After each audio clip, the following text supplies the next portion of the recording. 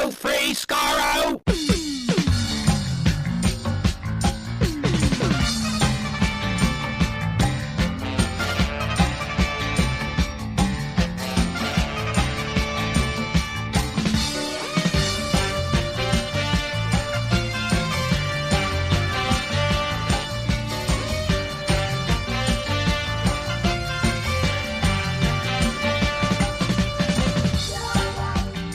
Hello, everyone. Welcome to Radio Free Skaro, episode number 1056.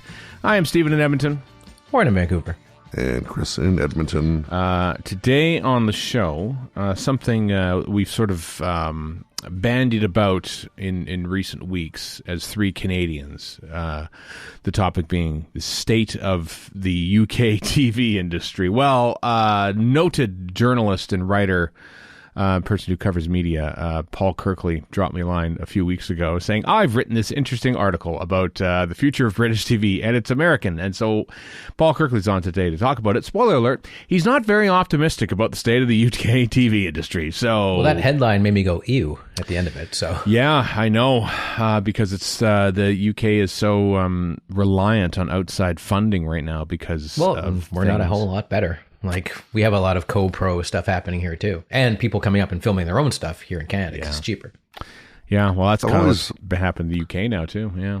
I always found it interesting that people in America, Canada, whatever. North America, if you will. At least America and Canada. I don't know about the rest of North America. Anyway, there's no shortage of people who will shell out $100, $150 a month for cable packages. Mm-hmm. And in Britain, the TV license fee, I mean, I'm not talking about Sky or, premium stuff like that necessarily, of course, but the base TV license fee is £180 or going up to £180 a year. Yeah. And so like 15 quid a month. Well, the difference is it's mandatory if you have a TV, right? So as opposed to having cable deciding. Amongst other things as well. But yeah, it's, like the cost is astronomically higher in Canada and the US in a lot of cases, and unpopular opinion, raise the license fee. Ooh, more? Well, they are. No. We're getting ice road truckers out of this. Come on, more than £5.50 a year. £5.50 a year. You don't know how good you have it, Britain. Boy, you don't know. Yeah, I mean, cable is much more of an option in Canada, well, especially the US, because there's a lot of over the air, like antenna receivable content. If you're to go that when you said you don't know how good you got it, Britain, I just imagined somebody watching Don't Scare the Hair, turning it off, and then looking straight to camera at you. Don't Scare the Hair was like 3 weeks in like 2006, and we still reference it. It's just ridiculous. But it's just my example of the dumbest thing I've ever seen on British TV because it's pretty stupid. And actually, to be fair, God. And I'm sure people could come up with American or Canadian examples, but none spring to mind as dumb as that. That's more of a Japanese game show. Yeah, kind of style thing. Yeah. Although actually having watched Japanese game show, the weird thing is, and this is very Orientalist of us, frankly, but when you watch it, you're like, oh, that's very goofy. But when you actually see the translation, the people watching whatever, two vacuum cleaners dueling or something, there's some witty banter going on there that we don't know because we don't speak Japanese. Right. So once you've seen the translation, it actually is pretty funny. Okay. Well, I'm mildly surprised that those things haven't been exported to the Western world, so to speak. Well, what do you call YouTube? I mean, that's basically what a reel is. That's true. Let's face it. This is what TV is just going to become, because it's going to become like. Remember when all those reality shows came in? When was that? Was that the writer's strike? The first writer's strike in 2008. I mean, they were around before that, but yeah. Yeah. Because things like Survivor was 2000. Yeah, 2000. Yeah, people would not shut up about Survivor. No. And that was also, I'm going to call an audible here. I was going to say the kickoff was The Real World on MTV. No, it was one of the first ones for sure. Yeah, but there was, but that was predicated by American Family on PBS in the 70s. which was kind of what they modeled but Real World made it stupid, basically, which is what MTV does. Yeah. But I was going to say, good old Max Headroom, which nobody watched in the 80s, had Whack It, which was just crazy nonsense that people watched because it was addictive. And I'm like, well, here we are. Well, I mean, I was loaded up the Wikipedia page for the Real World. It says, first broadcast in 1992. The show was inspired by the 1973 PBS documentary An American Family. And the transportation secretary, we went from Pete Buttigieg, and whatever you may think, and was pretty capable in the role, to a guy from the real world, whose name I don't remember because I don't want to. That's where we're at, America and Canada and the rest of the world. Yeah, reality TV, baby, because it's cheap to make. We don't have to pay writers, we don't have to pay actors, and this is the future of. I mean, even the UK, like Traitors. The Traitors is this big hit, and now guess what? That's we got to make another Traitors. We got to keep making like 5 different. There's one here too. The Traitors. Yeah, there's one here too. There's one in loads of countries. Yeah. That's true. And hey, it gives friend of the show Sam Watts money for being a composer of it. So that's good. And I also, guess. that's nothing new. Like shows have done different versions forever. Oh God, yeah. Yeah. I mean, Survivor was. Was that Swedish as well? Traitors was Swedish. I didn't know that. In origin. I want to say Survivor might be as well. I can't recall. How many American sitcoms in the 70s were ripoffs of British sitcoms of the early 70s? Yeah. Or vice versa. Or vice versa, yeah. Yeah. Fun times though. Fun times in the TV industry. And this is the environment that Doctor Who has to find its way through to make a new series at some point. I was going to say swim, but matter's a little more viscous than swimming. Yeah. What if they did Doctor Who reality TV? That would be the worst. You should be executed for that comment. Yeah, remember. I'm just thinking, Stephen, because I know it's your favorite style of show. I love it. If we do something like Modern Family, Abbott Elementary. Oh, no. The kind of mockumentary. The mockumentary. I love Absolutely mockumentaries. I love American mockumentaries. They do them so well, and they can't stop doing them. I love that. I would love for Doctor Who to become that. I know you love the UK Office. Did you watch the US?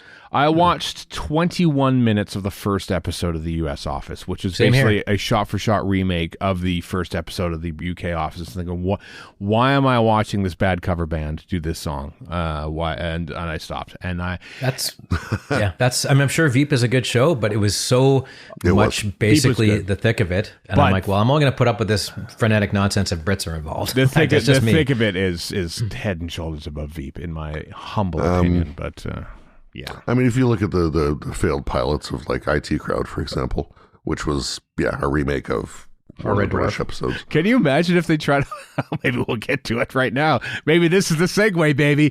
Failed U.S. reboots of UK Titan. Oh, yes. Nice. Roll with it. Please. The Doctor Who the TV movie, of course. I mean, it was co-produced by the BBC and all that. Shot in Vancouver. Let's not forget. In Vancouver. But this is great news, everyone. I heard rumblings about this at Gallifrey 1, and then a fire alarm went off, and I didn't have a chance to follow up on it. But Doctor Who, the TV movie, has been newly restored on 4K and Blu-ray coming out. From the prints. From the actual prints. 219 film reels. That is impressive. So, the thing that we always knew was that it was shot on film but transferred to videotape for editing. And so for years and years and years, it was always the argument that, well, we can't up-res it because it would look awful.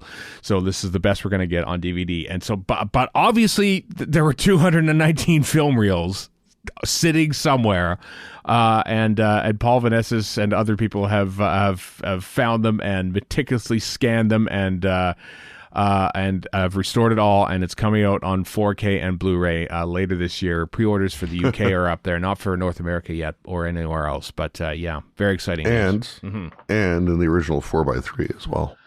They're not rematted or anything. Because unlike even the trailer is 4x3, which I think is kind of awesome. It is because it was shot in 4x3. The mid 90s is a weird thing because Babylon 5 was all when did they start? 95. They shot 16:9 but cropped it to 4x3.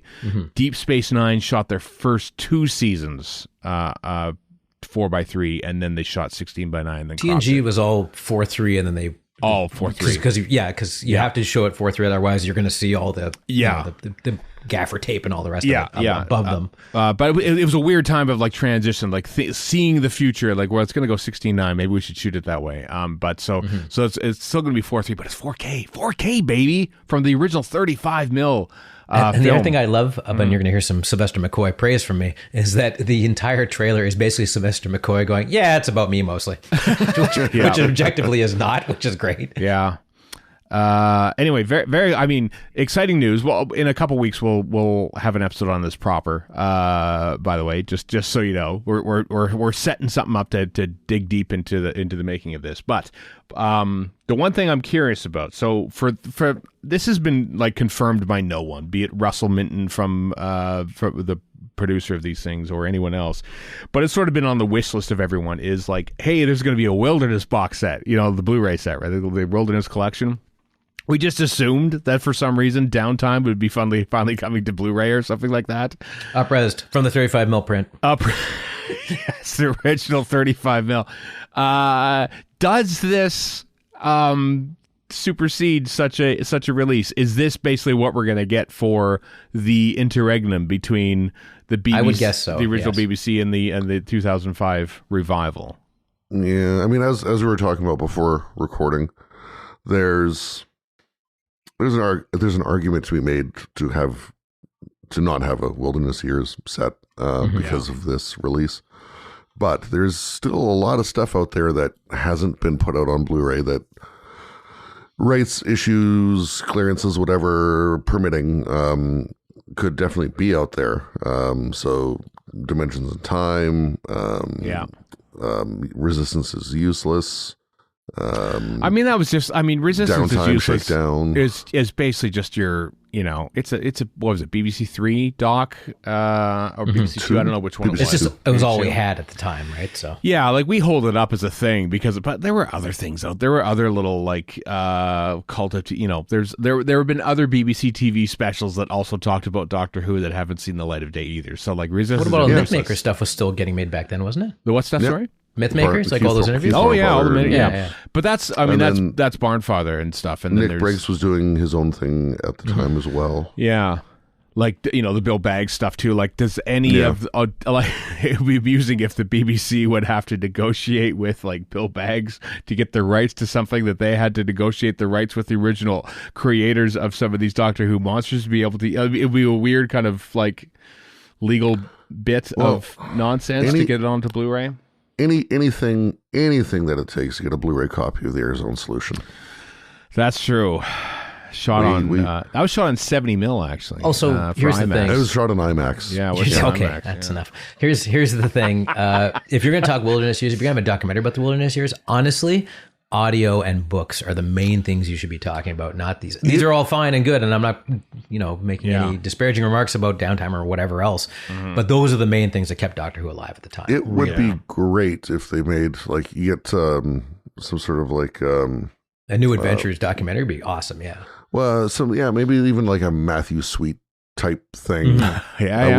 With Andy Lane and Paul Cornell and you'd have to have a series for the audio stuff because there's a lot of ground to cover there. Same with the books, really. Yeah, but get a handful of the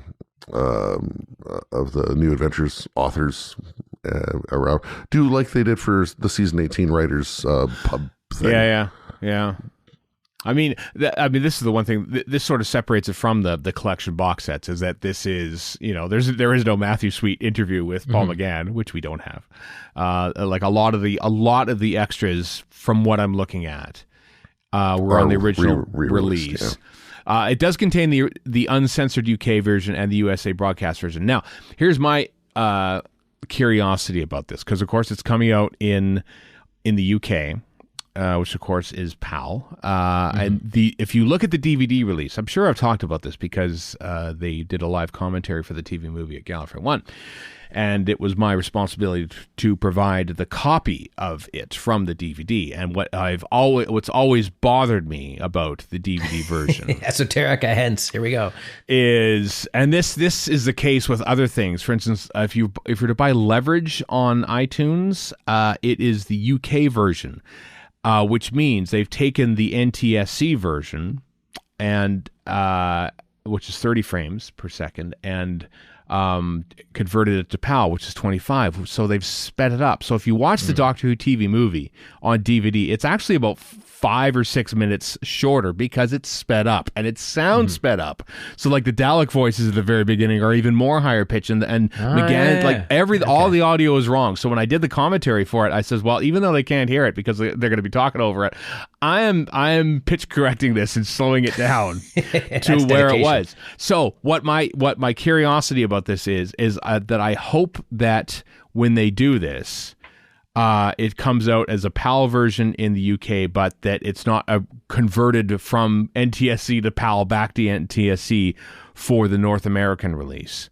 Listen, these guys have thought of that. We know these cats. These are exactly the kind of guys who thought of that long before you said it. I hope so, but it's a unique bit of circumstances because it's the only Doctor Who that was shot in 525 line, basically, NTSC.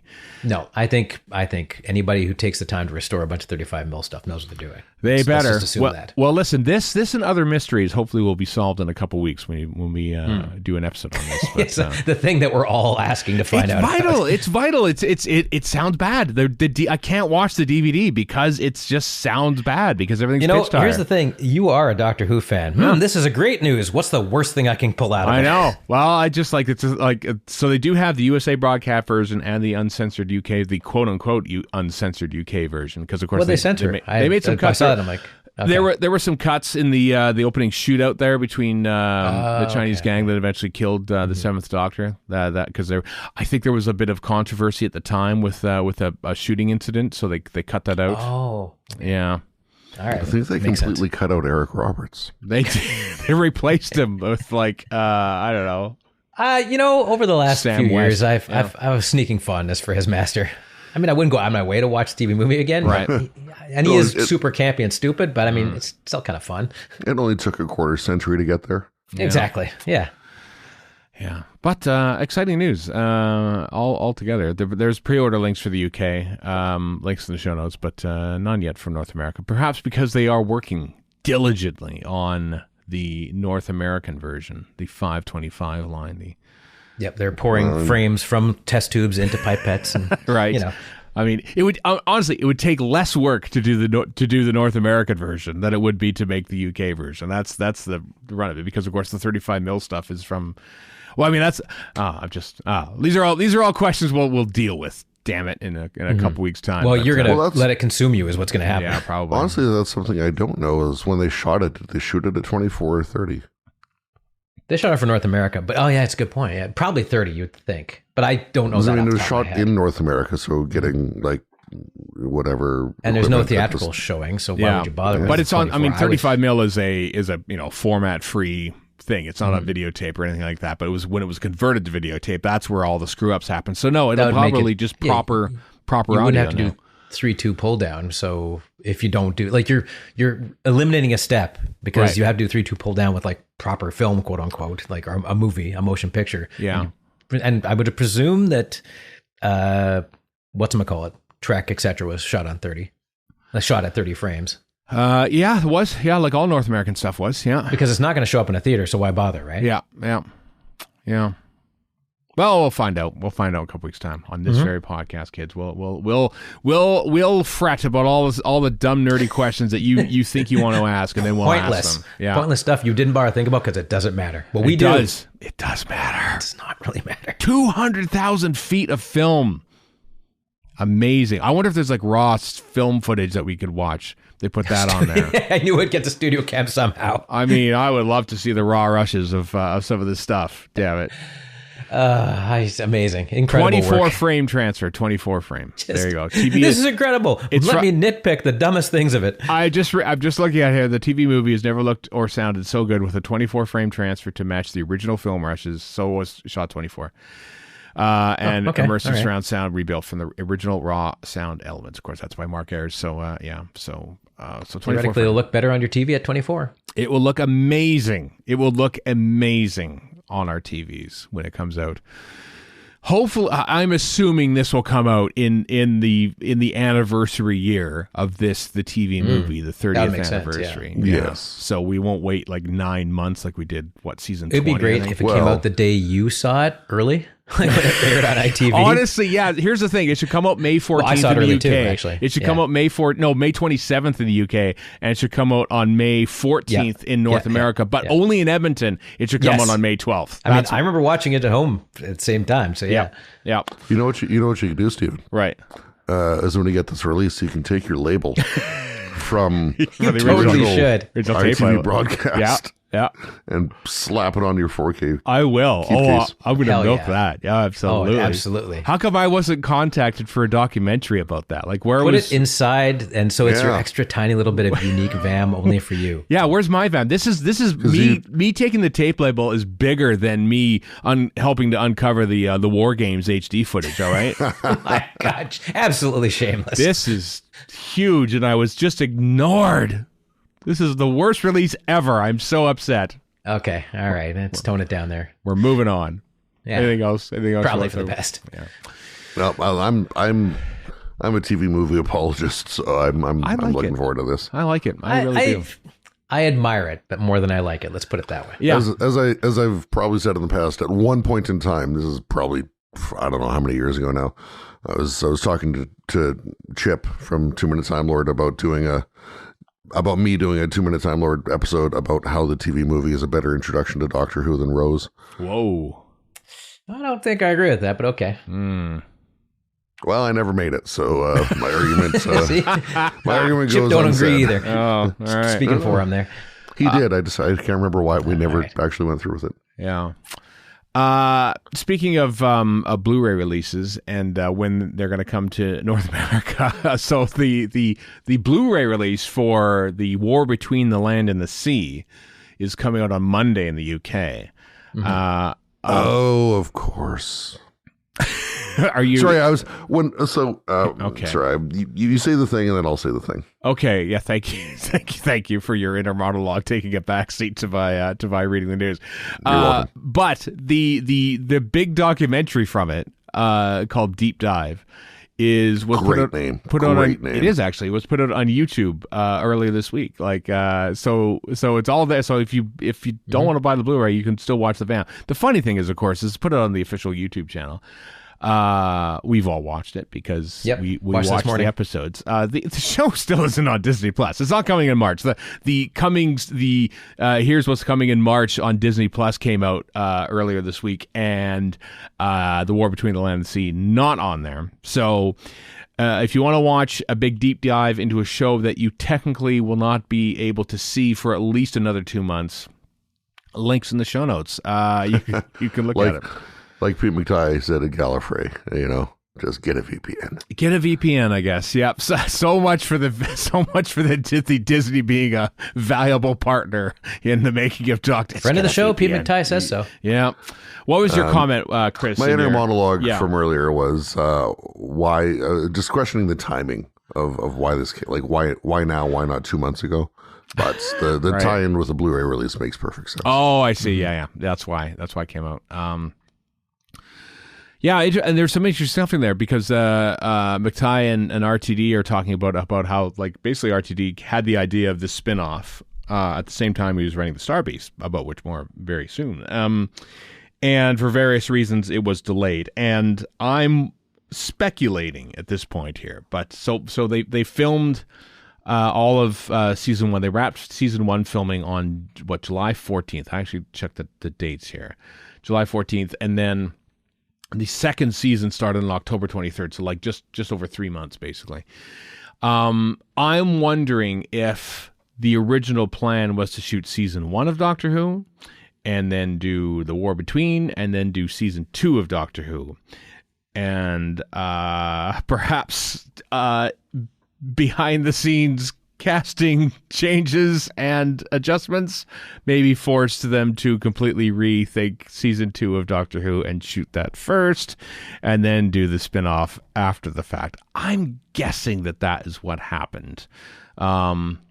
I would love to have the full story on that, but that's my guess as to what happened. I don't know if you've thought about timelines. I got nothing better than that. Very reasonable. Yeah. Because it felt like, oh, here's the Hooniverse and everything, and yeah, it didn't turn out that way, of course. And so the very last thing that they actually made under the Disney deal was this spin-off that was only supposed to be 5 episodes and ended. So, I mean, part of this is just the overall. It's not the fault of Doctor Who or RTD or whatever. It's just the overall climate is a lot different now than it was when the Hooniverse came out, right? Yeah, such as it was. Yeah.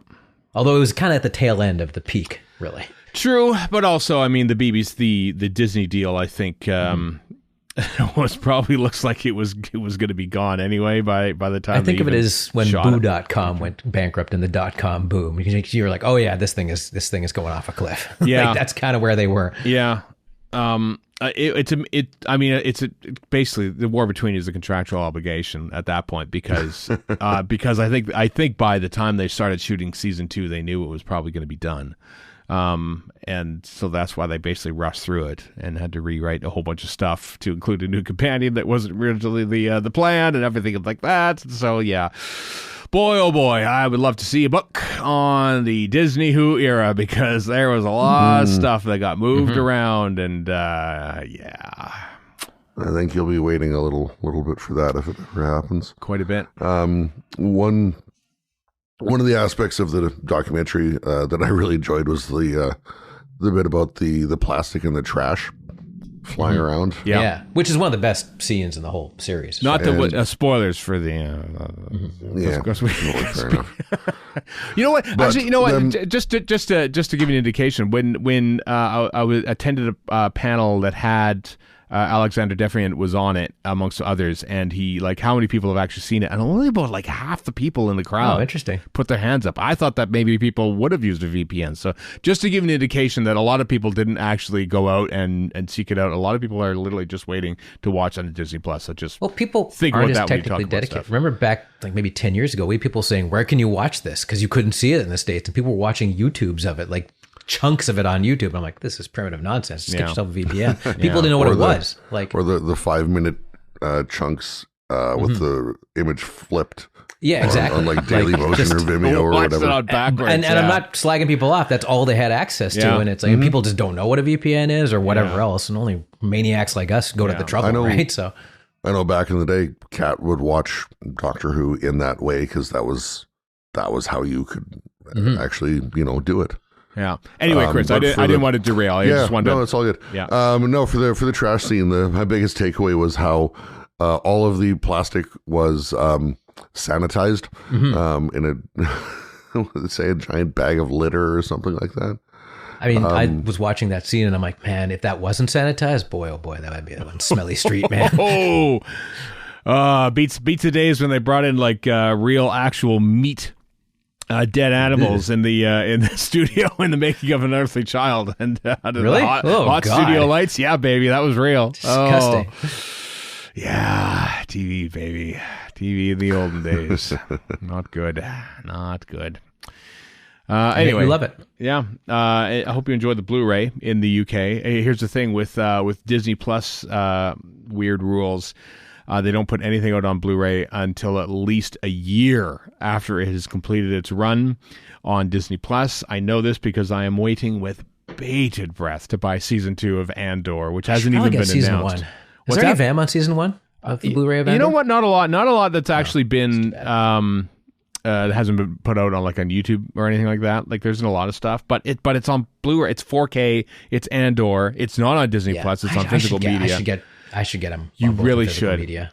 Which means, though, what I'm saying here is that if we're not getting this Blu-ray until 2028 at this rate, honestly, that is not an exaggeration. We'll get the 4K, we'll get the Blu-ray for season 2. It won't be 4K. Of Doctor Who probably in May or June because that's when it wrapped up on Disney Plus. And which means we have to wait for the War Between to come on Disney Plus, and at this rate, it's going to be a weekend dump. It's just going to be dropped and left there. It'll be a Marvel. What's Marvel's name for its when they dump Wonder Man all in one go, which is quite good, by the way. I can't remember. It's called Marvel collection or something. It's not that. It's something similar to that. Yeah, box. But it's their whole new philosophy of they dumping call it all a in one box go. set on iPlayer. That says, Yeah. "Oh, it's a new box set on iPlayer." I mean, we didn't want to play it out over several weeks. We just want to dump it. So we won't be getting this Blu-ray in North America for at least until 2027, at least. Just to brace yourself there. Yeah. We'll have to find out if this UK release is region free or not. Yeah, it might be the only option at this point. And I'll say the same complaint about this as I have about the season 1 Blu-ray in North America. Why no 4K? Yeah. Is there not a market for it? We are literally getting a 30-year-old Doctor Who episode on 4K. Just announced. That's a good point. And this thing was shot in late 2024. Not so much. What the hell? What the hell? And I've just remembered the name is Marvel Spotlight. That's what they're calling their new packaging. Is that what they call it, or is that mostly like you don't have to worry about keeping That's up both. on what happened? And that's true with Wonder Man. Like Wonder Man's got very little to do with the Marvel universe. Like other than having a Ben Kingsley is an awesome character from it. That's kind of it, really, which is fine. That works perfectly. It actually works to its benefit. Yeah. Well, you're not going to be seeing that on Blu-ray until 2027 as well, Warren. If you really wanted it. Nope. I haven't actually kept up about how many other have they put out Loki? I haven't seen they made a big event of putting Andor and Obi-Wan Kenobi. I know this because I searched it literally last night to search for Andor season 2, and they made a big thing about this is coming to 4K Blu-ray Steelbook, and I think maybe they did Loki season 1 too, but there hasn't been a lot of it. Well, I mean, I don't have Disney Plus anymore, and I'm watching Wonder Man. Do your own math. That's a good point. Use a VPN, basically, is what as recommended by a friend of the show and future showrunner of Doctor Who, Pete McTighe. Just having a look at Amazon and Loki seasons 1 and 2. Oh, okay. Oh, good. Okay, that Blu-ray. That makes me happy because it means it is one of the better Marvels. Is this? Yeah, it makes me happy that they haven't just they tried it. It was an experiment putting it out in 4K and Steelbook, and they stopped it. So that's good. Beyond that, there's Hawkeye, Mandalorian, Falcon and the Winter Soldier, WandaVision. Oh wow! So there's a fair amount of Disney Plus stuff that's hit Blu-ray. That's good. That's good news. That's good news, which means that they haven't abandoned it. This is the one time you're like, "Yay, Marvel!" Yay! Well, exactly. It's a canary in the coal mine there, and which means Andor, season 2, which, as I remind you, basically dropped around the same time as Doctor Who season 2, and therefore Doctor Who stood zero chance of competing because it was one of the greatest seasons of television I have ever seen in my life. 4K Steelbook is $81. It's $81. Yeah, what's going on? Add to wish list for now. There we go. Yeah, unless maybe the tariffs will bring that. Now that those are gone, possibly. Yeah. Okay. Yeah. Huh. Yeah, it was funny actually. I was sort of eavesdropping on a conversation that some at Gallifrey One with a group of people talking about cosplay stuff, like materials and knitting and stuff like that. It's like, oh, how much do you get that? Well, with the tariffs, it costs this much more. I'm thinking, so a firsthand evidence that the people who are actually paying for the tariffs were indeed the actual people who are buying the things, which the most elementary conclusion ever because it's true. But but hearing it in that context is like, oh wow, and they're just talking about it matter of factly. Thinking, anything else in the war between before we move on? No, I mean the documentary's all right. It's 30 minutes well spent, I guess. Yeah, it's actually and it's not done by the Unleashed people. Everyone, there's no real narrator for it. No, it's yeah. I'm not gonna say a proper documentary because both formats are proper. It's fly on the wall ish, I guess. Not really. Which I kind of like. I like those documentaries. There is no host, I guess is the easiest way to put it. Yeah, exactly. Yeah. Just recorded this morning, Rachel Talalay put another video out on our YouTube channel. I think she's working on a new thing now, and I think it was announced, but I can't remember what it was. I think it's on Crave though. I think it's something to do on Crave. I think it's one of the two guys from Heated Rivalry is in a new thing, and I think Rachel Talalay is working on it. Anyway, also Good Omens coming season 3, the finale. The So that is episode. it's the one episode. Okay. Is coming in March. Talalay I thought did it that come one. out already. No, Talalay directed that like in 2020. Like it's been a long time since she made that. And she's been hinting at it, and it's finally coming out. Anyway, she put out a new video about the Star Beast, the cardboard box problem. It's, man, I tell you, I watch these videos, links in the show notes, you can watch it too, and I would hate to work in TV. It's just like so much effort and stress, and just to shoot 2 nights in Camden and stacking cardboard boxes and showing a ship on screen that you eventually edit out. It's just like it's a lot of work, and these videos are just great to see. That was my exact reaction to the 30 minutes of War Between the Land and Sea. I'm like, oh my God, this is so much work. Look at all this. Everybody, all these poor guys, these actors have to put all this crap on their faces and bodies for like 6 hours before they shoot for 12. I'm like, and that's the stuff I'm seeing. Like, in that documentary, Gugu Mbatha-Raw talks about how, having to spend 3.5 hours, I think she said, in the prosthetics chair. Well, she had to have her hair braided, so it would fit in a bald cap. Like that's what she was saying that when you do something for that long with prosthetics, you never forget the experience. Yeah, I can imagine. Wow. The Tala thing is great though. I mean, she always has great insights into it, and they're unvarnished too. Like she gives her frank opinions about things, about not the first scene. I had nothing to do with that. David Tennant standing in front of a blue screen. But, she talks about the music cue that she didn't quite like, which she said in the past as well. And just like how much was cut out, and like her doing a previs on her iPhone and sending that off to the previs company to sort of like say, okay, here's what I kind of want. Could you just sort of like do a spaceship and that sort of thing? Like so much goes into just every little shot in a Doctor Who episode, and when she breaks it down like this, it's pretty cool. And yeah, how many cardboard boxes do we have to stack up for Donna Noble to carry? How many they only had one stack of them, so some of them got wet. You can see them because it rained, because it's England, and so some of the shots you can actually see them actually being getting rained on and soaking and stuff, and they only made one set of boxes. Anyway, it's a great video. Just to give our own stupid example, I remember we were fretting over, we were going to do a scene for our intro when we were in London for the Gallifrey, and you were insisting, and I think I was too, we need to find cardboard boxes so I can kick through them. And then we realized, what the hell are we doing? We're in London. Why don't we just film some stuff? It doesn't need to be exactly like the War Game. The War Machines. Yeah, I remember that. Yeah. There's just a very tiny example of us getting the same. That's how much work we were putting up to ourselves, basically. Yeah. We should have submitted that video for Hugo Award consideration. Oh, God. It's good stuff. Is it on YouTube? I think it's on our YouTube somewhere. I think so, yeah. Yeah, I think it is. I think it's been pulled down or something like that. Really good editing, I think. Hint, hint. And writing. You wrote it. Thank you. I wrote cut it together. Warren edited it. Simon Harries, our friend, directed it. Yeah, absolutely. Chris appeared as William Hartnell basically on screen because he was back. I composited him as William Hartnell. Yeah. In my tiny little hotel room in Bloomsbury. Oh, yeah, boy. Did great stuff. Anyway, see, Rachel Talalay, we can direct Doctor Who in London too. Yeah, see, I mean, obviously we're qualified from this dumb little thing we made. What's 10 so years special ago. about you and your cardboard boxes? Do you have Wotan? I don't couldn't have done it if you wanted to. Yeah, I don't think you did. Let's talk about some big finish before. Paul Kirkley is going to be on the show. We're in almost 40 minutes into this thing, and but anyway, we'll talk about the state of the UK industry. It's going great.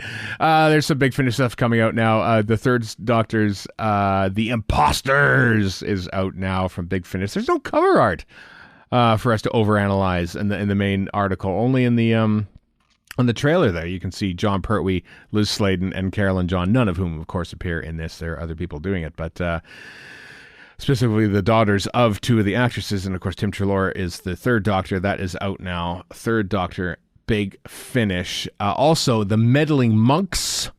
I love this cover. Part 1.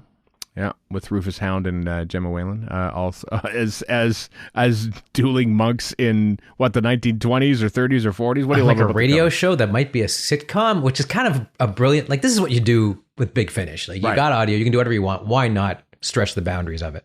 Yeah, exactly. So that's out now, or it's coming April 2026, I should say. But yeah, they started audio sitcoms, what they are. So they're on the radio. What a weird thing. Exactly what the monk would do, too. Right? Be a bit, yeah. Maybe he's going to mess up the king's speech. Oh. I just love that they're just going for it with that. I think that's really cool. I bet you the master would be hosting a podcast if RTD2 brought him back. What? Yeah, but then you get Missy hosting the opposite of like an incel male stupid, the stupid male YouTube guy podcast, and she would just be cutting into whatever the other version of the master. Actually, Sim would totally be that guy, and she'd totally be the one cutting into him. Yeah. What subject matter would the master's podcast cover? Oh, murder? I don't know. Oh God! I mean, there's a litany of things in the RTD2 era that you could probably guess at like what they would. Are they commenting on Doctor Who? It would be so meta. Yeah, probably. It's probably good. He could do like stuff on prosthetics, makeup, costumes.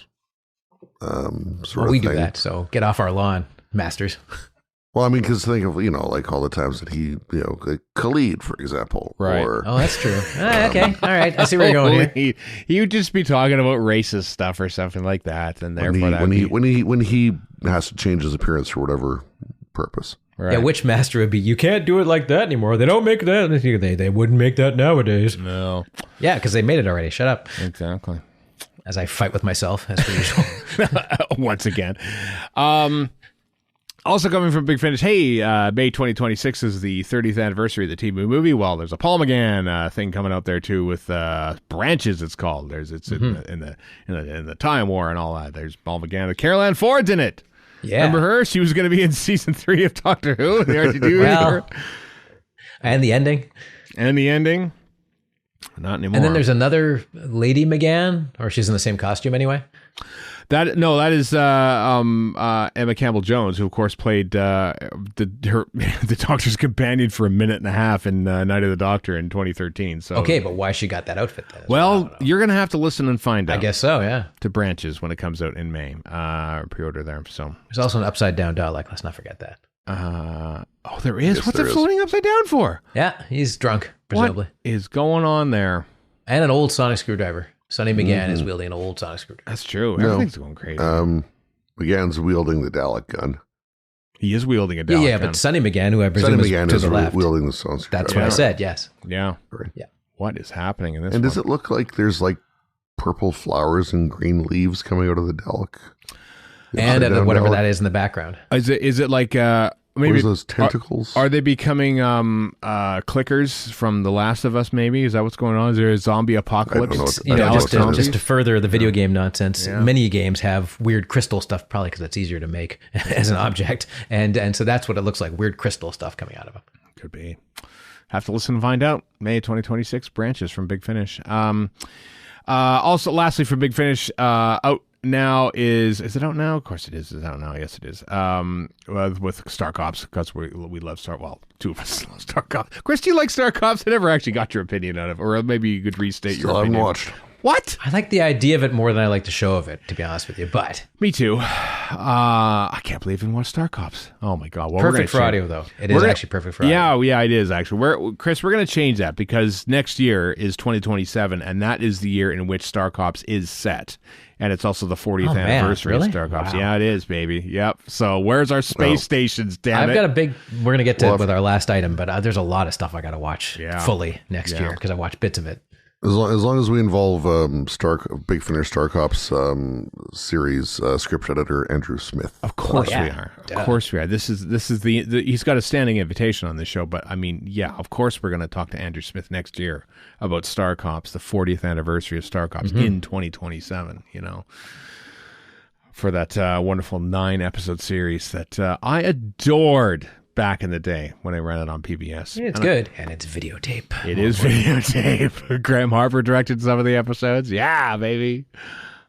Apparently, lead actor David Calder is still alive. Oh, of course he is. He's on these. He's on the damn things. David Calder, Trevor Cooper, Linda Newton. Yeah. So, well, it's good stuff. It's good stuff. We'll show it to him. Anyway, maybe World of Telly will cover it in season 3. They aren't in season 2, but boy, howdy, they dropped the trailer. World of Telly, of course, the podcast put together by good friends Neil Perryman and John Williams. They are working on season 2, and they are covering a whole bunch of stuff. They're kicking off with UFO coming this week, which we knew about, but they're also going to cover the Sandbaggers, as if they are placating us here at Radio Free Skaro. Yeah, Sandbaggers and Gangsters is in there. I won't watch all the threads because it's too depressing. I'll let them talk about it. But Gangsters I will finish up. I've seen the first third of Threads. I read about after when the bomb hits and the grandmother has really bad things happening to her. No spoilers. I was like, I cannot sit through another hour of this. This is very well done and incredibly depressing. I can't do it. Yeah. And I was like, no, I can't. It is relentlessly No, I just can't. I'm not built for this. Yeah, it's a tough watch, but I absolutely admire that they went for it, and then it is what it is for a reason. But I'm like, I'm weak. I can't do it. Yeah. Well, also keeping a current Wonder Man. Also, they'll be covering decent as well on this next season. Yeah, of that too. It's decent apparently. So says Warren Fry to me right now. That's my source on this. Very much looking forward to all the. I love listening to both Neil and John talk about TV and the making thereof and everything. So I cannot wait to finally have a Gangsters episode on. It's going to be great. Absolutely. They know their stuff, those gentlemen. They really do. They do. Also, who knows his stuff is Paul Kirkley, who, of course, as I said at the beginning of the show, an hour and a half ago, it dropped me a line about an article that he wrote about the state of the UK industry. We hash it out right now. Whenever Doctor Who returns as a full-time series, it will have to navigate through a very trying time in the UK entertainment industry, which has become increasingly dependent on international financing to make pretty much anything these days. This is all outlined in a new article from noted media journalist, Doctor Who magazine contributor, and returning Radio Free Skaro guest, Paul Kirkley. Hello, Paul. Hello, how are you? I'm doing all right. It's good to be talking for someone from the UK again about Doctor Who. Sometimes it gets a little too Canadian up in here, or a couple weekends ago, a little American and stuff. So welcome back, Paul. Thank you. That's the one thing I can bring, is being British. Well, that's what Doctor Who is too. Often that is, even the BBC itself markets Doctor Who in their first 2 lines of their press releases quintessentially British. So it's, indeed. It's a defining factor. Which I want to touch upon, but let's start off. It is a great article, Paul. It's linked in the show notes for everyone who wants to read it. And you've given it a slightly alarmist title. We're seeing the future of British TV, and it's American. How accurate is that as a title? Well, I'm starting to think horrifyingly accurate. The pessimist in me thinks, that this is the way it's going, and there's no way of pulling out now. Hopefully, I'll be proved wrong, but I'm not seeing anything at the moment to give me much in the way of hope. But just to wind back, so about 7 years ago, I wrote a piece for the New Statesman, which is a British magazine, sort of doing my bit to raise the alarm about this idea that because of streaming and market forces in the age of Netflix and Disney, etc., could this eventually bring about the same kind of US cultural dominance that's always existed in film? Hollywood's always been that center of gravity, hasn't it? Mm-hmm. But TV has always kind of kept quite low, especially in Britain. We've always favored British television, really. It's a bit, you have to go back a very, very long time to find the last time a US show topped the ratings in the UK. Would you care to guess? Well, I've read it, so I'll guess with knowledge. It's Dallas in 1980. That's right, Dallas. Who Shot JR? Yeah. It was Kristen, I believe, but for reasons that now escape me. So British viewers have always flocked to British content, but is this sustainable in the streaming age? This was 7 years ago, this article, and in case you're thinking, wow, am I in the presence of some kind of genius super forecaster, I should also add that the article was headlined Netflix is not going to destroy traditional broadcasting because not everyone wants to watch US TV. So, which in retrospect seems astonishingly naive, because I don't think even those of us who had half an ear to the ground had any idea how quickly all the dominoes would start to tumble, to the point where the threat to British television is now, I would say, pretty existential. And that's what I tried to outline in this new updated article. So I'll try not to turn this into a TED talk, and do stop me if. No. I mean, you wrote the article. I'm very intrigued to hear it from a first person perspective. Did you also write that alarmist title in 2019? Netflix is not going to destroy traditional broadcasting because not everyone wants to watch US TV. No, I don't think I wrote the headline on that occasion, but the headline has now come back to haunt me slightly, because guess what? Netflix is going to destroy traditional broadcasting, whether you want to watch US TV or not. So, I mean, obviously what's happened is, so for the past 70 years or so, the BBC and ITV have effectively enjoyed a duopoly over what we watch in Britain. And Channel 4 came along and that kind of thing. But essentially, it's been this two-horse race. And this kind of updated article was triggered by the news late last year that ITV is now in discussion to sell its media and entertainment division to Comcast, which is, of course, a US telecoms giant. Yeah. So that felt to me like a bit of a Rubicon moment. It feels quite sad that the network that brought us Brideshead Revisited and Inspector Morse and Spitting Image and The World at War and all these things. The Sandbaggers. The Sandbaggers. Sorry, I should have put that first, shouldn't I? This network that brought us the Sandbaggers, that was... a really proud regional network as well. Obviously, that bit of it is long past, but it was run out of London, Manchester, Leeds, Birmingham, Belfast, Aberdeen, Norwich, Cardiff. Now, if Comcast becomes the ultimate owner, then it's going to be headquartered in Philadelphia. So that kind of felt sad to those of us who have a deep emotional attachment to ITV. And then, of course, the BBC. I think you've probably read that the BBC has got its own problems. Oh boy! A few issues going on there. Obviously, on top, I'll come to the whole streaming thing in a second. But on top of that, the BBC obviously it faces what feels like unbearable political pressure. So, which includes the president of the actual United States trying to litigate it out of existence. That's unhelpful. I can tell you from this side of the Atlantic that we are sadly staring down the barrel of a reform government in a few years' time. And Nigel Farage has made his feelings about the licence fee very clear.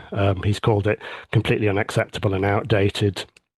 He has a show on the rival GB News network, just as an aside. Mm-hmm. So all these things happen, so that the circling sharks of thick and scent blood in the water for the BBC, and then all this is happening under the backdrop of the kind of cultural hegemony of the US-based streamers, which have finally started eating into the market share in quite a big way in British TV. And that is huge. It's huge because it's whatever the US wants to make is what we will end up watching ultimately. Now it's kind of interesting because Netflix and the like have been investing pretty heavily in UK based shows. So you could think, well, hang on, British TV drama's never been in ruder health or enjoyed such a huge global audience. When you look at shows like Adolescence, Fool Me Once, Baby Reindeer, The Gentleman, One Day, Slow Horses, Rivals, all these things, huge global hits for, in quotes, British shows. But of course, the bottom line is that they're still being made by American companies, and their success only ultimately consolidates Silicon Valley's cultural and economic stranglehold. So that's one element. Shall I take a breath? Yeah, well, I mean, it's you're right about you've rattled off some of those very I think of Slow Horses. Okay, I don't watch a lot of new TV. I've admitted it freely on this podcast, but Slow Horses is one of the shows that is stuck, and it is very British. It is written and made and performed and shot in Britain by British people. It feels very English. And of course it's on Apple TV, which is the only thing that I think is, the only American sort of thing about that. If that was on the BBC, I think it would be even better, I guess, because it would be on the BBC. But you're right. When American streaming services are launched worldwide and there are no, region locked things, or it's not like you're, the BBC. It was the BBC who brought in Dallas back in the day, but they brought in like our ITV had like the A Team, and they would basically pick and choose the American imports that they would bring in. Whereas now you get pretty much everything if you are subscribing to Netflix, which most people are, and therefore that it almost feels unfair that you suddenly have this competitor here that didn't have to really pay extra or have to actually have a broadcast license fee in the UK to compete with the BBC and ITV. Yeah, that's absolutely the case. And when I was growing up, it was interestingly all those shows you mentioned, or the A Team or Magnum PI, whatever, they were shown in prime time on UK TV. Starsky and Hutch was sort of 9 o'clock on BBC One, and that all fell away in the late 80s, and US TV kind of became things. We still had big hits like ER or the X-Files or whatever, but they were all sort of Channel 4, BBC Two. That was considered. You would never have put them on the main channel in the main shop window because British viewers just flocked to British content. So it's almost like the British viewing public aren't really being consulted, as you say, or given a choice of where the market is going. They just, they're going to have to follow the money ultimately. And then this all takes place in a wider context of. So you mentioned the co-production element as well, being huge. Deadline recently did a really good report on British TV. They called it British TV's new austerity era, in which it kind of explained how program makers are under siege on many fronts, caught in a sort of perfect storm of funding cuts, which includes the squeeze on the BBC licence fee, plummeting ad revenues, which is obviously a huge thing for ITV. That's why ITV is up for sale, basically. High inflation and a sharp fall in co-production money. So the kind of multiple facets to this. One issue is that the streamers' deep pockets have had an inflationary impact on the British broadcasting ecosystem. So because Netflix or Apple are prepared to pay this to British creatives and British crews, then that means BBC, ITV, Channel 4 have to match those fees. The pandemic also pushed up prices because, that increased demand. Everyone was stuck at home. It became a seller's market. Those prices have never really come down again. So again, there's the inflationary impact of that. There's the war in Ukraine. Right.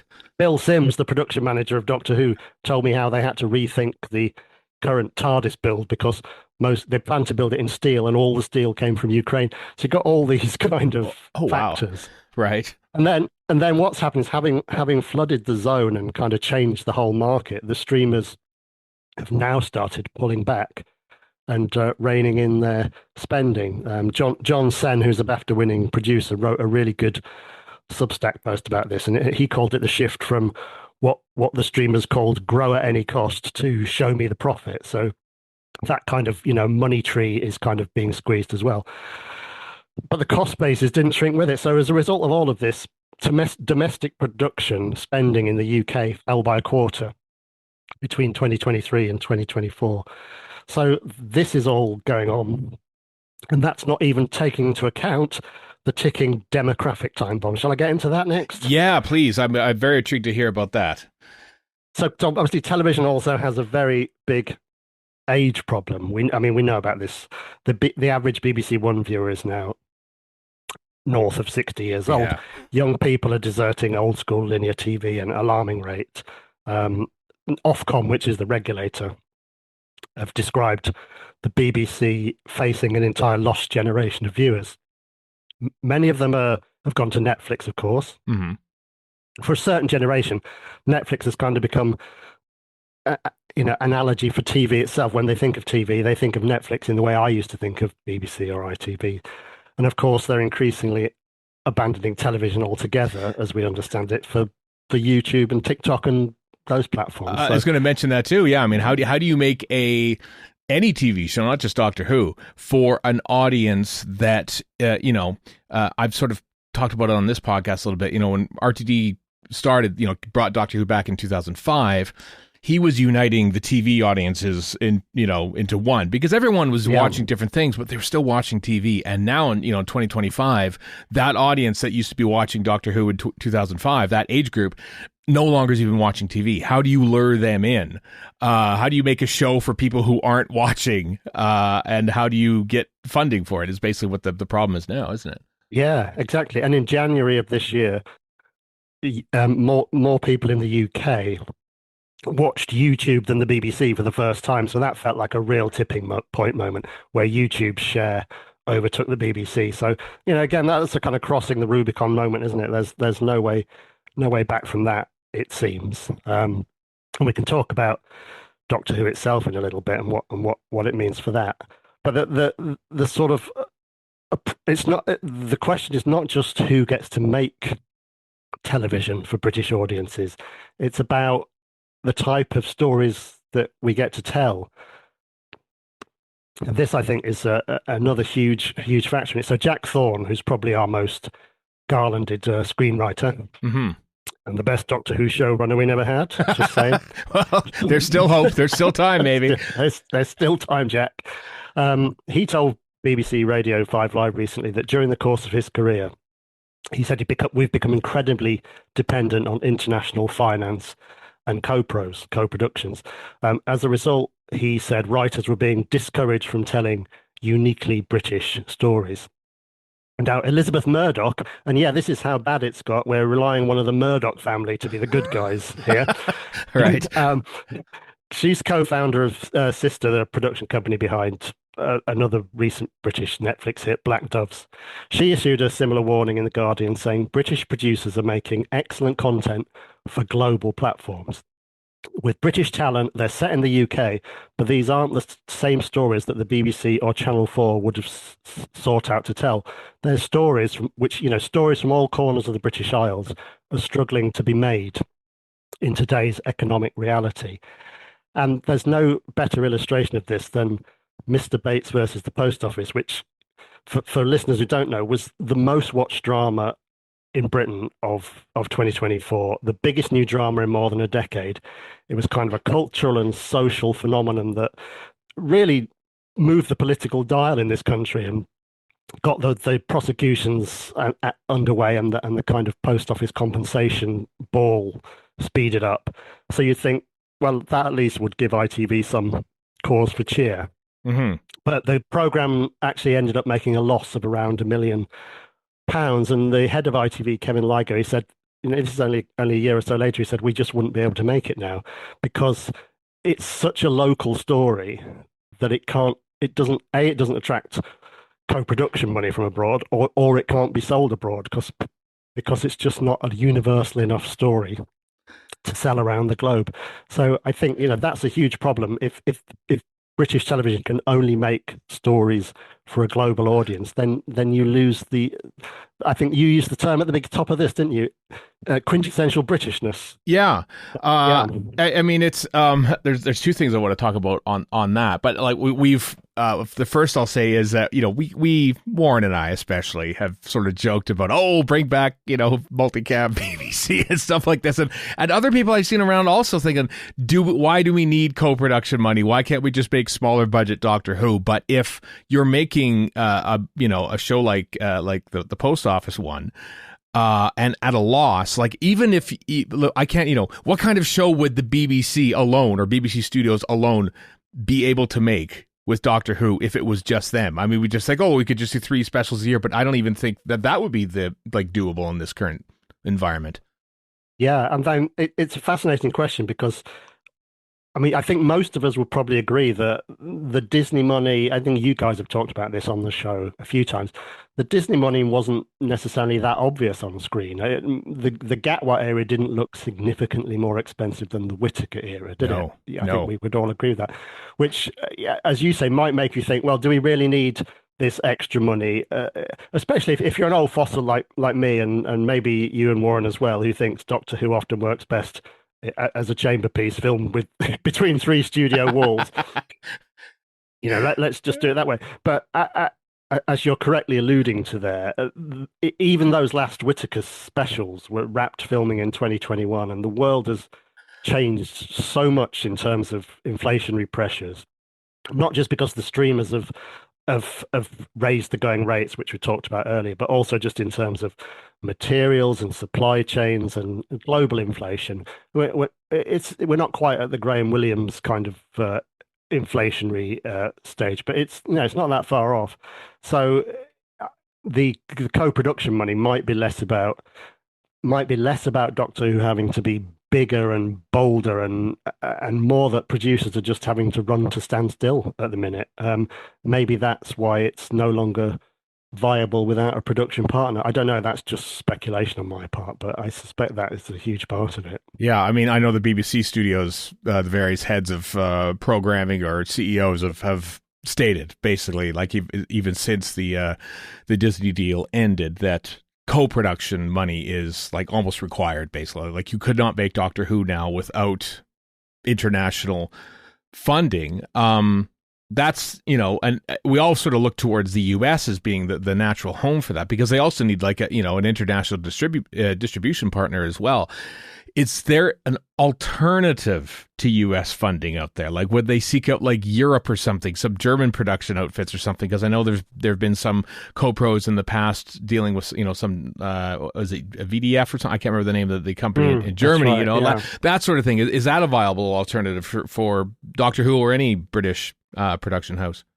Well, I do wonder if television will end up going down the film route, because of course film production has always been about stitching bits of money from here and there, hasn't it? And people getting an exec credit just for pitching in a bit of money from a pension fund in Latvia or whatever. I don't know. Kind of stitching together budgets that way. Maybe that is the future. I don't know. Maybe, and again, I think this is something you guys have talked about. Maybe if you want the audience, you're going to have to stick it on YouTube instead, and that's a whole other can of worms, isn't it? You could put Doctor Who on YouTube, but is narrative fiction even then? Is that what the kid's going to want to watch on there, or will the Doctor have to be Mr. Beast pranking the Daleks? That's a kind of depressing thought, isn't it? It really is. But you're right. I mean, it's. We've often said that sure, you can get money from Germany or Australia or wherever, but if you're going to have to show it somewhere. And, the BBC has, I suppose, BritBox worldwide.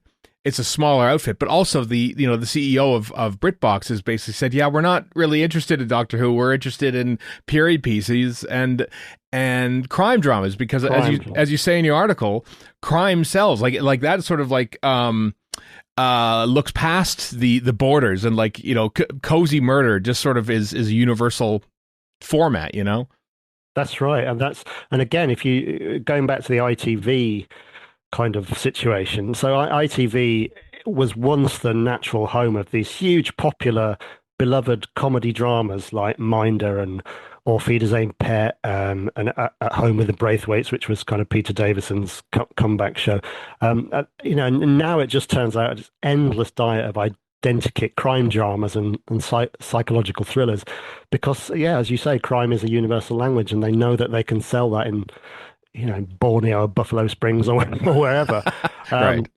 And actually, if you want to know about the current state of British TV drama, I would recommend looking at the career of one actor, Catherine Kelly. I was going to say Radio Free Skaro listeners might know her from Class. I was going to say she's from Class. Yeah.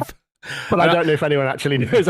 No, anyone from Claire. I also recognize her as playing Alan Partridge's wife in the most recent series of How Are You Aunt Alan Partridge. So I've ever heard from that too. Yeah, I think she is also in Stephen Moffat's new Downing Street drama. But in recent years, as well as playing police officers in Happy Valley, Criminal and Protection, she has starred in ITV psychological thrillers called The Guilty, Cheat, Liar, and Innocent. Unrelated, or is that an extended universe, or are those all unrelated? No, they're all entirely unrelated. Oh my goodness! You know, she started out guilty, then she was a cheat, then she was a liar, but at least she ended up innocent. So things are looking up. Things are looking up for Catherine. So yeah, that.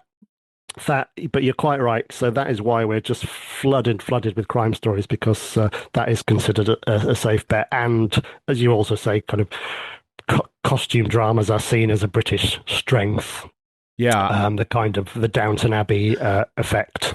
That and Bridgerton as well, even though, as you also say in your article, like Bridgerton is as basically un-British as you can get. It's set in a mom's apple pie, isn't it? Exactly.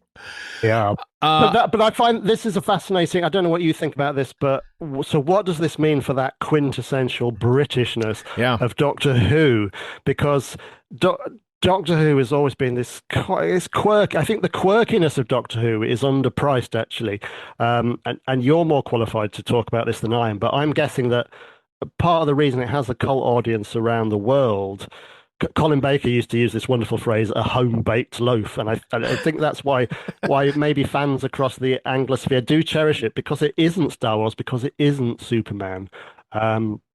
So if you're going to start... So traditionally, you've been making Doctor Who for a BBC One audience, and then you're selling it around the world. But if you're making Doctor Who for a global audience, do you have to make a different show? That would be the question, wouldn't it? I mean, I think some more water has to flow under a few more bridges for me to look at the most recent Disney era a little more objectively. But I think it was almost like RTD overcorrecting the Britishness, in kind of like in response to the fact that it was undid, like just making it making it almost like iPlayer centric, really. Think, the kids can watch that on iPlayer. He would always say to them, no, they can't outside of the UK. And like, having an episode based all around the international song contest, which I know is big the world round, but it's huge in the UK, and that's that's sort of thing. I don't. I mean, I think the thing about Doctor Who, because we tend to think now in terms of these global franchises. Yeah. So you think about Star Wars, or you think about Stranger Things, or the MCU and those kind of things. Compared to most of those, Doctor Who is, and I think again this is underpriced. Doctor Who's quite weird, isn't it? It's Star Wars has kind of got pew pew laser battles, and Marvel has got superheroes flying around and swinging off buildings and having big punch ups, and then in Doctor Who you've got, well, this week we're going to hang out with the Romantic Poets, or Ada Lovelace, or George Stevenson and some Northumbrian Luddites, or here's Peter Capaldi trapped in a prison of his own grief, or now we're and it's the greatest episode of all time. Yeah. And now we're at the Eurovision Song Contest in space, as you say. So that's a harder sell to a global audience, isn't it? And to potential investors. I'd have thought, it's certainly a harder sell than detectives solving murders in picturesque English heritage locations. Yeah, I mean, I've also said this before about, I know that oddly enough, Disney is pulling back from a lot of production as well, which is why the Disney Doctor Who deal ended without an extension. But they're, seemingly their last remaining streaming series have sort of been like more tightly based character pieces, like Agatha All Along, and Wonder Man, which came out as just a two-hander essentially the whole time. Like even they are sort of winnowing down to more of character pieces on TV. I'm wondering, more hoping than anything, that the dividing line between what audiences expected from movies and what they expected from TV maybe is separating again. I don't think it is, but I think that has sort of helped escalate the cost of production in TV shows over the past few years, and that, you know, if it's all on the same platform, you don't necessarily want to differentiate from what a movie looks like to what a TV show looks like. You know, when it's all the same mush pile of content on a streaming service, you can't have something that looks like a, you know, brand new that's shot in on a multicam studio. Let's face it, you know.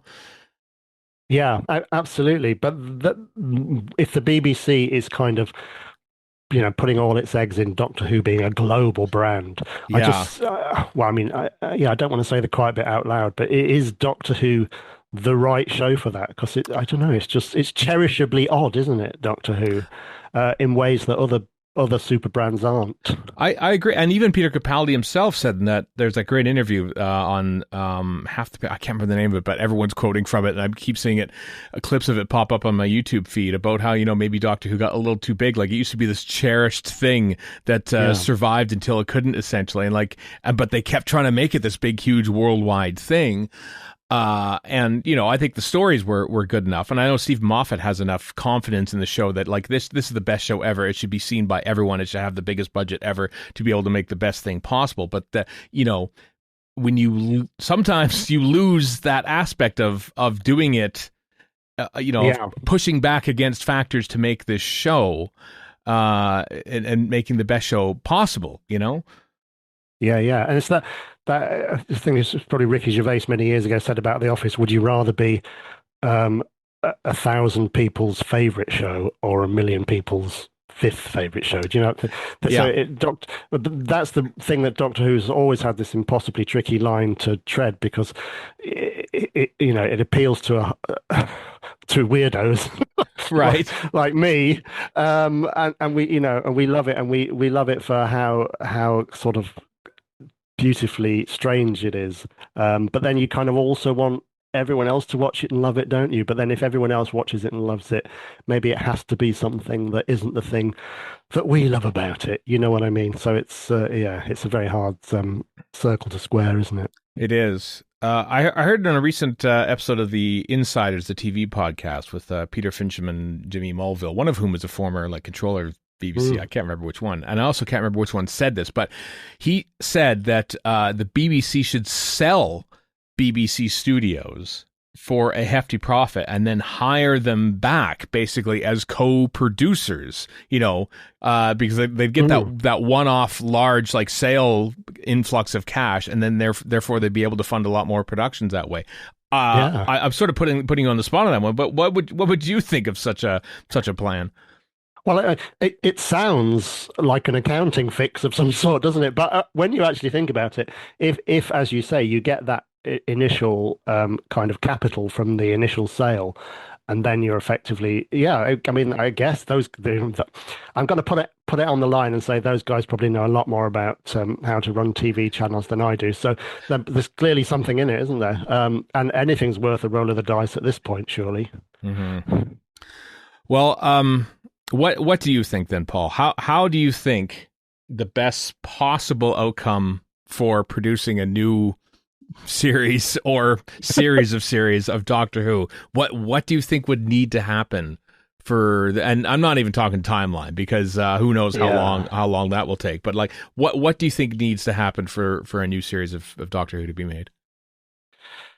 I think first of all, you have to establish what show you want to make and who you're making it for. And if you are going to try and compete with the super brands, then I think you are going to have to find the biggest players in the game and try and get into bed with them, aren't you? And whether that isn't even an option, I don't know, but you'd have to give it your best shot. Or the alternative is that you it's funny, remember when Doctor Who came back in 2005, I think it was Russell actually that used to talk about, he thought it was going to be some kind of semi-ironic BBC 9 late night thing or something like that. So I guess that's your other kind of option, is that you accept that it's more of a niche program and with a smaller budget. But again, in the current globalized market, if you can't flog it around the world, can you even make in air quotes cheap television anymore? Probably not. No, you can't. And you're right. It needs to be seen somewhere. But I mean, I feel like shows and movies that are having like hundreds of millions of dollars being spent on them are getting seen about as much as, some smaller, tiny budget thing that somehow just strikes it rich, So it's not like budget is a guarantee either that you're going to have a successful program. So no. And it's kind of trying to divorce your fan brain from the commercial strategist brain, because nothing would make me happier, Stephen, and you might be the same, that if they announce that Steve Pemberton and Reece Shearsmith are the new Doctor Who showrunners, and they're going to make a little 6-episode anthology of spooky, scary Doctor Who sci-fi stories, and that would find a devoted cult audience around the world. Oh, I'd be a happy man. But I don't think that is really what BBC Studios have got in mind for their baby, is it? No, and the thing here too is that unlike in 1989 when Doctor Who was canceled, when the BBC wanted shot of it, I feel like Doctor Who is still sort of like the flagship brand for BBC Studios. Like, BBC Studios needs Doctor Who more than they need other shows, I think, to sort of be that international moneymaker, because in the past it has been that. And if they can't find, they're more vested in it. And what I'm worried about is that I hope they don't, seek, settle on a second place plan that they had to accept in order just to keep the train going, then wait a little while longer until maybe the U.S. industry, because listen, Netflix is trying to buy Paramount and that whole Warner Brothers and everything, and that's all going on right now too. So like, there are even fewer production partners in the States now as there were like a year or two ago. Like, their options are dwindling for production partners, and it forces a pretty big decision on them. It's almost like a kind of reversal of 1985, which is when you think of the Doctor Who, you think of season 22, it was actually quite popular, a bit of a ratings hit, but the BBC management had no confidence in it. Now you've kind of got the opposite. BBC, I have absolutely no doubt whatsoever that the BBC want to make Doctor Who. The question is whether there's an audience there for it, isn't it? Because through no fault of Doctor Who, that the way that television is changing, the way that I'm sorry to sound like a really old man. I've got two teenage kids. The way that human beings are changing. My kids would no more think of sitting down and watching some program on BBC One at 7 o'clock on a Saturday night than they would look at a Victorian lantern show or something. It's just so they're not going to the cinema as much. They're not watching television as much. So again, that I think the BBC has. I think you're right. The BBC really wants Doctor Who to succeed, and I don't think anybody really thinks that the BBC's lost faith with it. It's more a question of are there enough people out there that want to watch it? Well, I'm sure they hope that there's enough like 5 to 7-year-olds, because they're making that the CBeebies version of Doctor Who.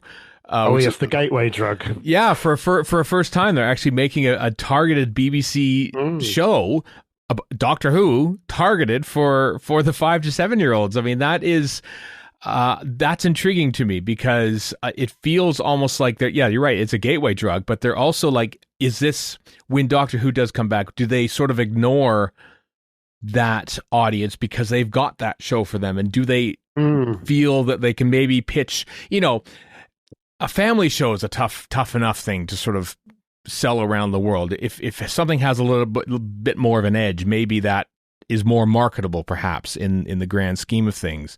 And maybe do they say, here's Doctor Who for kids, and here is maybe Doctor Who, maybe not aiming at 8-year-olds anymore, but maybe aiming at 13 and up, not quite YA, but, a little more dangerous, would that be a thing? Well, if that is the strategy, I think it's brilliant. If it isn't, it's your brilliant idea. So you should copyright that, because I do think, you've latched onto something there, which I think is actually quite important. Is that the thing? A lot of I don't want to sound like such an old fossil by using this term, young people. Right. The thing a lot of Gen Zers kind of love about, say, Stranger Things is because it feels, I'm guessing, slightly too old for them. There's an illicit thrill, isn't there, in that they're watching something in the same way that we watched Hinchcliffe era Who. It's kind of like, oh wow, this feels like I shouldn't be watching this. This is brilliant. And I think Doctor Who maybe has been guilty in recent times of trying to get the kind of slightly younger side by going the other way and sort of saying, hey, we've got some bogey monsters and some snot monsters and a spaceship powered by... And I just, I'm not there to question Russell because he's a multi-BAFTA winning genius and I'm just a guy who watches telly. But my instinct is that kids would rather age up than age down. Yep. So I think maybe you're onto something there that, if you don't worry about that sort of sandwich bit in the middle, and then you've got your show for the kids and give this show to the 14s and above who are after some little bit of a scary illicit thrill. That's it. We've solved it. We've done Fantastic. it. How about that? Well, there we go. Doctor Who is saved. Yep. BBC Studios, if you are listening to this, please cite your references to Ready for Skaro episode number 1056 when we saved Doctor Who. Wow. Paul Kirkley and myself. That's an optimistic note to end on, but do you have any optimism for the future of Doctor Who and indeed the UK TV industry? Do you think things will turn around to the positive in years to come, or are we on a steady slope into nothingness? Well, just to give you your kind of upbeat ending, we've solved Doctor Who, so that's fine. There that's we go. Sorted. Put that to the side. Okay, on to the next. Yeah, British television in general, no, it's dead. It's finished. It's over. Wow. Sorry, it's all American now. All those classic stories that we watched in our millions, Dirty Den getting the divorce papers, and Del and Rodney becoming millionaires, and Benny Hill and Gavin and Stacey. It's all gonna go to dust. At least we have the Sandbaggers, I guess, right? We'll always have the Sandbaggers, Steve. Always have the Sandbaggers. Yeah. Well, an interesting discussion. I hope things don't. We see what the floor is. Let's hope we can, finish above the bottom of what you've described there, and hopefully have a better future for Doctor Who, but also British TV. It'll be interesting. Pull out. Yeah, there's time to pull out, like the Titanic about to crash into Buckingham Palace. That's true. We're still time to pull away. Let's do it. Let's do it indeed. All the articles are linked in the show notes, including your one on your interesting media.blog. Paul Kirkley, thanks very much for joining me today. Thank you so much. Well, thanks, Paul. I'm uplifted about the state of the UK industry now. I haven't listened yet, but I will when this comes out, and I will also be uplifted, theoretically. No, you won't. You won't be, Warren. All right, great. Yeah, it's we basically. I'm very curious to see where Doctor Who goes from here, and what kind of money they can find outside of the UK to make it, or indeed any British show. Maybe exactly what I was going to say. I mean, as we discussed in the interview, I mean, crime is such a it's a borderless genre that is saleable everywhere. So maybe Doctor Who just becomes a cozy crime drama. And most of BritBox is cozy crime. That's because that's what sells right now. Oh yeah. Cozy and crime. BBC Select with those documentaries. Oh, good times. And even if you look beyond the UK borders, like think of like all the Scandi crime dramas that are big. And presumably American stuff gets sent all over the world too. Yeah, everyone loves crime and solving it. So, yep, Doctor Who, baby. It'll come back in some shape or form or whatever. As a crime drama. As a crime drama or as a reality As a mockumentary show. crime drama. As a mockumentary crime drama. Why must you put these cursed images in my head, Chris? The worst of everything. That's it for this episode. Next week, unless plans change and something happens or whatever, we're starting our commentaries up again. Classic series commentaries. We go back to 1986. It's the Mysterious Planet, Part 1 of the Trial of a Time Lord and the greatest effect shot in the history of Doctor Who. New or old, I don't care. It's still brilliant. When did we record that? Because it's a long time back. August 2022. Warren, no, not that long ago, but it was but it was 2025. I'm pretty sure. July last year. Well, I have last year. A lot of nonsense has happened since. Yeah, Patreon's got it early. Thanks to your support. We give Patreon supporters early access to our commentaries and miniscopes and stuff. But yeah, so. We got that. So it'll finally come out in the main feed, and you can watch and listen along to that next week with us. So in the meantime and in between time, I am Stephen in Edmonton. Warren in Vancouver. And Chris in Edmonton. So long for now.